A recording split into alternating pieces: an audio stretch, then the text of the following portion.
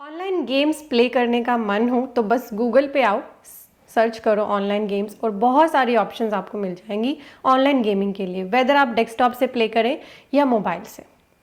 इस वीडियो में हम बात करेंगे टैक्सेशन एंड टीडीएस जो ऑनलाइन गेमिंग पे एप्लीकेबल हुआ है 1 अप्रैल 2023 से। यानी अब इसके लिए ना सेपरेट टैक्सेशन के लिए सेक्शन आ गया है और सेपरेट टीडीएस के लिए section and then computation of TDS के लिए रूल्स आ गए हैं।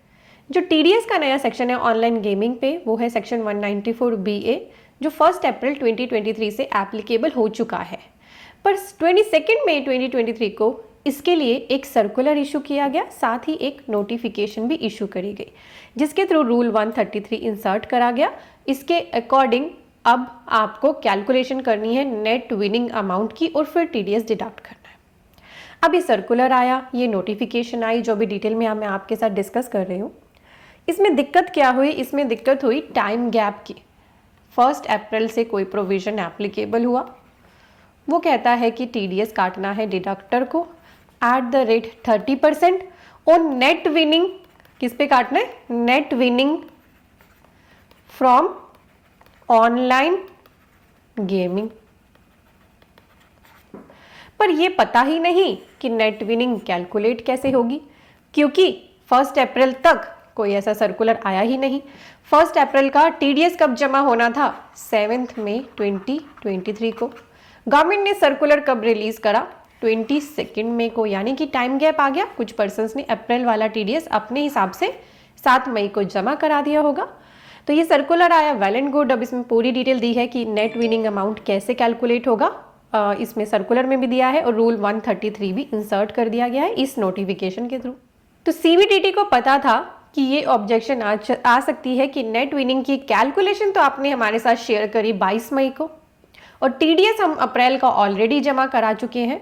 तो इस टाइम गैप की वजह से अगर वेरिएशन हुआ टीडीएस की कैलकुलेशन में और हमें टीडीएस जमा कराना पड़ा तो क्या उस पर पैनल प्रोविजंस की छूट मिलेगी? तो इसी सर्कुलर में बिल्कुल एंड में दिया है, which is very very important, क्योंकि ये गाइडलाइंस इशू करी गई है आफ्टर 1 अप्रैल 2023। इसीलिए यहाँ पे रिलैक्सेशन दी जा रही है कि if there is a shortfall in deduction of tax, अगर टैक्स डिडक्शन में शॉर्टफॉल हो गया अप्रैल वाला जो आपको मई में जमा कराना था, क्योंकि जो रूल आया है वो आया है लेट विद दिस सर्कुलर। तो मंथ ऑफ अप्रैल का अगर आपका शॉर्टफॉल है तो आप उसे डिपॉजिट कर सकते हैं 7 जून तक। मई मंथ के टीडीएस के साथ शॉर्टफॉल को डिपॉजिट कर सकते हैं 7 जून 2023 तक। और जो भी यहाँ पर पैनल प्रोविजंस है वो एप्लीकेबल नहीं होंगे। In that case there will be not any panel consequences, यानी कि कोई इंटरेस्ट बियर आपको नहीं करना है। So this is the very important part of this circular. तो ध्यान रखना, जो रिलैक्सेशन दी है सिर्फ अप्रैल मंथ के शॉर्टफॉल के लिए दी है। ऐसा नहीं है कि पूरा लाइफ टाइम चलती रहेगी, नहीं, सिर्फ अप्रैल मंथ के लिए। और मैंने इसीलिए थंबनेल पे लिख दिया था ये रिलैक्सेशन क्योंकि मिली है। तो अब कैलकुलेशन समझ लो और अकॉर्डिंगली टीडीएस जमा करा दो। डिटेल में हम इस वीडियो में डिस्कशन करेंगे, तो मेक श्योर वीडियो को एंड तक देखें। ये वीडियो थोड़ी सी लंबी है। और अगर आप टीडीएस एंड टीसीएस डिटेल में समझना चाहते हैं, प्रैक्टिकली रिटर्न्स भरना चाहते हैं, तो हमारी वेबसाइट StudyBuddy.com पे हमारा टीडीएस टीसीएस का प्रैक्टिकल कोर्स अवेलेबल है। आप इसका बेनिफिट लें। और भी कोर्सेज हैं जिनके बारे में मैं डिटेल में डिस्कशन करूंगी वीडियो के एंड में।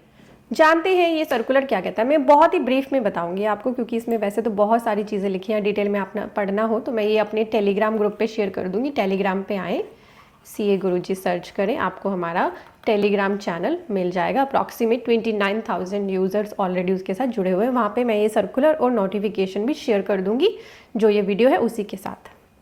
तो ये क्वेश्चन बेस्ड होते हैं सर्कुलर, इसमें क्वेश्चन और फिर उनके आंसर दिए होते हैं।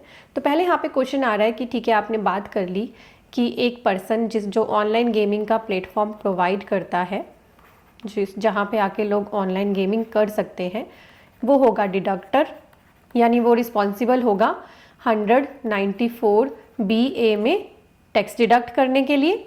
और जो पर्सन ऑनलाइन गेम प्ले करेगा वो होगा डिडक्टी, यानी जिसका यूज़र अकाउंट ये पर्सन अपने प्लेटफॉर्म पे मेंटेन करेगा। यूज़र अकाउंट क्या होता है? अगर आप कहीं पे प्ले करते हो, मान लो उसमें पैसा लगाना है, तो कई बार वहाँ पे ज्वाइनिंग बोनस भी आपको मिल जाता है, आप खुद भी उसमें पैसे ऐड करते हो, फिर आप गेम प्ले करते हो, कभी उसमें विनिंग हो जाती है, कभी उसमें लॉस हो जाता है, और आप उसमें से पैसा निकाल के अपने अकाउंट में ट्रांसफ़र भी कर सकते हो। तो वो जो पूरा अकाउंट है वो ये डिडक्टर अपने पास मेंटेन करता है।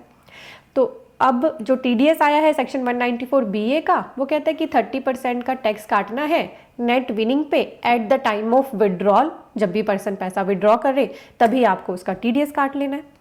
तो इससे अब रिलेटेड क्वेश्चन आए। पहला क्वेश्चन आया कि मल्टीपल वॉलेट्स हैं अगर एक ही यूज़र के एक से ज़्यादा वॉलेट्स हैं, यानी एक ही प्लेटफॉर्म पे मान लीजिए कई गेम्स हैं, तो उसने सभी के लिए मल्टीपल वॉलेट्स बना रखे हैं, तो फिर नेट विनिंग कैसे कंप्यूट करनी है? बहुत ही सिंपल है। एक ही प्लेटफॉर्म पे मल्टीपल वॉलेट्स अगर वो यूज़ कर रहा है तो सबका एग्रीगेट देखा जाएगा। एग्रीगेट चाहे वो डिपॉजिट है, विड्रॉल है या बैलेंस है, सबका एग्रीगेट देखा जाएगा। बड़ा सिंपल है, इस हिसाब से डिडक्टर काम करेगा। अब जैसे ही फर्स्ट विड्रॉल होता है किसी भी यूज़र के अकाउंट से, ऑन नेट विनिंग उसके लिए कैलकुलेट होगी इस फॉर्मूला से। सेक्शन 194 BA के लिए ये फॉर्मूला रूल 133 में दिया है। ये रूल 133 आपको इनकम टैक्स की वेबसाइट पर भी मिल जाएगा। यहाँ पर incometaxindia.gov.in में आप आएंगे, आप रूल 133 सर्च करेंगे तो ये रूल आ गया है। और ये इंसर्ट कब हुआ है, डेट भी लिखी है इसकी 25 मई 2023। किस नोटिफिकेशन के थ्रू ये इंसर्ट हुआ है? ये नोटिफिकेशन है 22 मई की, इसने इंसर्ट किया है रूल 133। इसमें भी सेम वही लैंग्वेज है, आप इनकम टैक्स इंडिया की वेबसाइट से पढ़ना चाहें तो भी सेम ही लैंग्वेज है। तो इस रूल में फॉर्मूला दिए हैं, net winning from online games during previous year for the purpose of section 115 BJ shall be calculated for the using formula. Net winning अगर आप पूरे साल का देखें तो इस फॉर्मूला से होगा, फर्स्ट विड्रॉल के लिए इस फॉर्मूला से होगा। तो मैं आपको एग्जाम्पल के साथ समझाऊंगी, ठीक है, कैसे होगा अभी मैं आपको एग्जाम्पल से समझाती हूँ। तो यहाँ पर हमें नेट विनिंग निकालनी है, ए में से माइनस करना है बी और सी का टोटल। ए क्या है? जितना अमाउंट विड्रॉ करा यूज़र ने, पहले विड्रॉल पे ही कैलकुलेशन कर लेनी है। बी क्या है? Aggregate amount of non taxable deposit. Non taxable deposit का क्या मतलब है? यानी उसने जो भी पैसा ऐड करा होगा ऑनलाइन गेमिंग प्लेटफॉर्म पे, वो अपनी इनकम में से तो करा होगा और उस इनकम पे वो ऑलरेडी टैक्स दे चुका होगा, इसीलिए इसको यहाँ पे डिनोमिनेट किया जा रहा है नॉन टैक्सेबल डिपॉजिट से। और सी है opening balance of user account at the beginning of the financial year. ठीक है, चलिए अब मैंने इसका एक एग्जाम्पल बना रखा है, मैंने एंड में एग्जाम्पल यहाँ पे ऐड करा हुआ है, इसको थोड़ा सा छोटा करते हैं। यस, तो एक पर्सन है राम ऑनलाइन गेमिंग करता है एक प्लेटफॉर्म पे, मान लीजिए रमी है, मुझे आइडिया नहीं है किस तरह की गेम्स होती हैं, बस मैंने सुनी है तो मैंने वो नाम ले लिया। उसे शौक आया, उसका फ्रेंड प्ले करता था, उसने कहा चलो मैं भी प्ले करके देखता हूँ, तो उसने वहाँ पर अपना अकाउंट क्रिएट करा 1 अप्रैल को। ओपनिंग बैलेंस 0 था, अकाउंट क्रिएट ही करा है तो ओपनिंग बैलेंस था नहीं कुछ भी। 1 अप्रैल को ही बनाते ही अकाउंट ज्वाइनिंग बोनस वगैरह दे देते ये प्लेटफॉर्म आपको अट्रैक्ट करने के लिए, तो 1000 रुपये का ज्वाइनिंग बोनस मिला, जिसे वो विड्रॉ नहीं कर सकता, उसको ऑनलाइन गेम प्ले करने के लिए यूज़ कर सकता है, जनरली यही होता है। तो जो अमाउंट बोनस का होता है ना, जो ये पर्सन विड्रॉ नहीं कर सकता, उसको भी कंसीडर नहीं करना डिपॉजिट के लिए, अदरवाइज कंसीडर करना है डिपॉजिट के लिए, ठीक है, वो अभी मैं आपको बताऊंगी, सर्कुलर में भी लिखा है। तो इसको हम कंसीडर नहीं करेंगे, इसको हमें कोई महत्व नहीं है, ओपनिंग बैलेंस इसका है ही नहीं। देन 5 अप्रैल को इसने अमाउंट खुद ऐड किया, यानी ये इसका डिपॉजिट है, जो हमें डिपॉजिट वैल्यू चाहिए थी ना, वो ये है, 20,000 का इसने पैसा डिपॉजिट किया और यहाँ पे इसका फिर क्लोजिंग बैलेंस मेंटेन हो रहा है। 6 अप्रैल को इसने गेम खेली, विन कर गया 40,000, सीधा मज़ा आ गया इसको। 7 अप्रैल को फिर से खेला, लॉस हो गया 10,000 का, और 10 अप्रैल को फिर इसने अपने कुछ पैसे विड्रॉ कर लिए 50,000 के।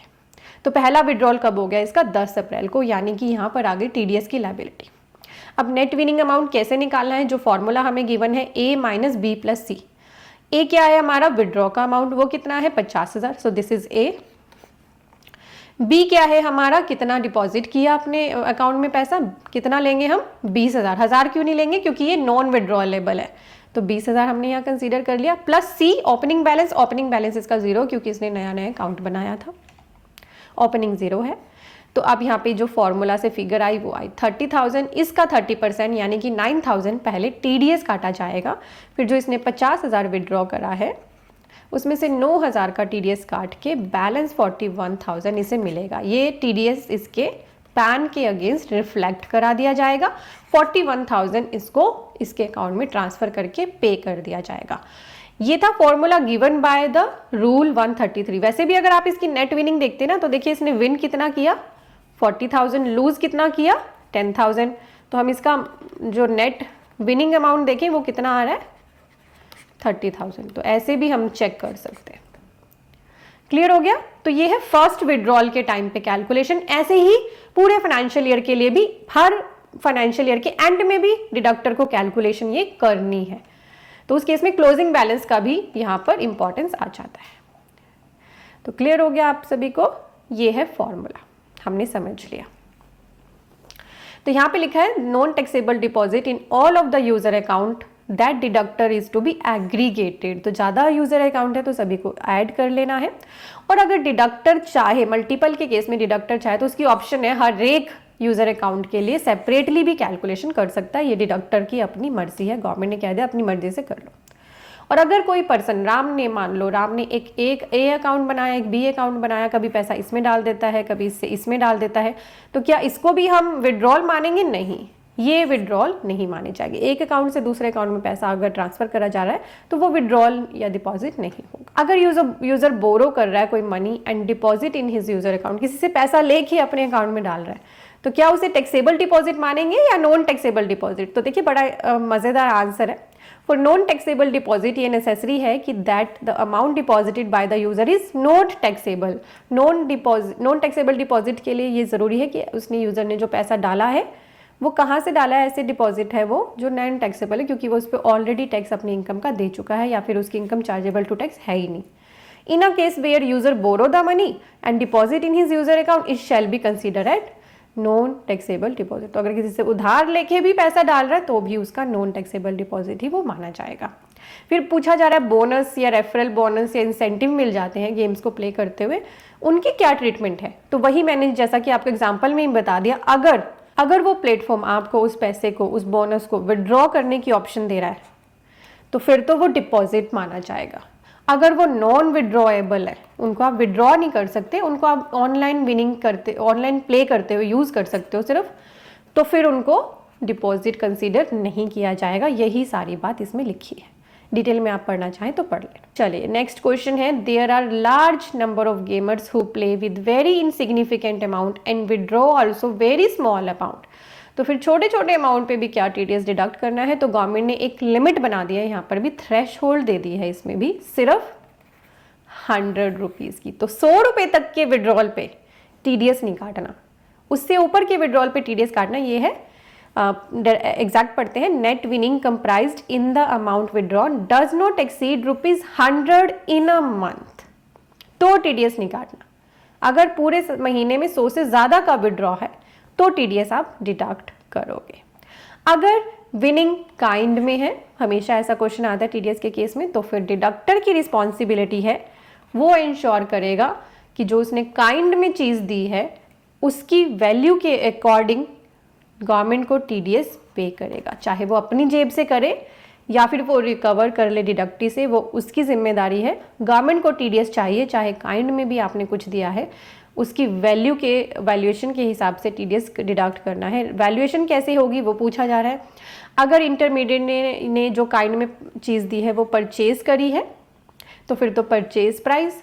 अगर उसकी मैन्युफैक्चरिंग है तो जो प्राइस उसके लिए वो अपने कस्टमर से चार्ज करता वो उसकी वैल्यू मानी जाएगी और उस पर कटेगा टीडीएस। मान लो उसने ऑनलाइन गेम की विनिंग पे ऑफर करा है कि आपको एक मोबाइल दिया जाएगा, वो मोबाइल उसने खुद कितने में खरीदा है देने के लिए 10,000 में, तो 10,000 की वैल्यू मान के उस पर 30% का टीडीएस, यानी वो कितना बनेगा 3,000 रुपये डिडक्टर इंश्योर करेगा कि वो गवर्नमेंट को जमा कराए, चाहे अपनी खुद की पॉकेट से कराए, 10,000 का मोबाइल भी दे दे और 3,000 का टीडीएस अलग से जमा कराए, दैट इज हिज रिस्पॉन्सिबिलिटी, या फिर वो डिडक्टी से पहले 3,000 रुपये रिकवर कर ले और फिर उसको mobile they. Further, it is clarified that GST will not be included for the purpose of valuation of winning for TDS under section 194B। ये मैंने आपके साथ ऑलरेडी डिस्कस कर ही लिया। अब यहाँ पे सारी बात हुई है टीडीएस की, बहुत इंपॉर्टेंट है। अब ये जो पॉइंट मैं बता रहे हो ना उसको बहुत इंपॉर्टेंस आपने देनी है। टीडीएस हमने समझ लिया, 194 BA नया सेक्शन आया ऑनलाइन गेमिंग के लिए, बिल्कुल सेपरेट कर दिया गया। पहले इसको विनिंग फ्रॉम लॉटरी वगैरह के साथ मर्ज करके देखा जाता था। तो अब तो सीधा 30,000 का 30% का TDS डिडक्ट होना है। ये है TDS की बात। अब ऑनलाइन गेम्स पे रेट ऑफ टैक्स भी स्पेशल रेट है, टैक्स का रेट भी स्पेशल रेट है। कौन सा सेक्शन इसकी बात करता है? 115BBJ। वो कहता है इस पे टैक्स लगेगा एट द रेट 30%। मैं आपको लेकर चलती हूँ, ये है 115BBJ। ये सेक्शन बोलता है कि अगर किसी ऐसे की टोटल इनकम में ऑनलाइन गेमिंग की इनकम इंक्लूड है तो नेट विनिंग के इस अमाउंट पर 30% के हिसाब से टैक्स डिपॉजिट करना है गवर्नमेंट को, टैक्स बनेगा। क्लियर हो गया आपको? तो TDS भी 30% और टैक्स भी 30%। अब क्या होता है, मान लो राम ने जो विनिंग करी थी 30,000 की, उस पे जो 9,000 का TDS कटा था, राम सोचेगा ठीक है TDS काट लिया, ITR भर लूंगा, ITR भर के ये रिफंड मिल जाएगा मुझे सारा। यही सभी के माइंड में आता है। मेजर पर्सन जिनका इस तरह की विनिंग्स पे टैक्स कटता है ना, TDS कटता है, वो यही कहते हैं, उनको लोग यही बताते हैं कि आपका ना TDS जो कटा है वो रिफंड मिल जाएगा।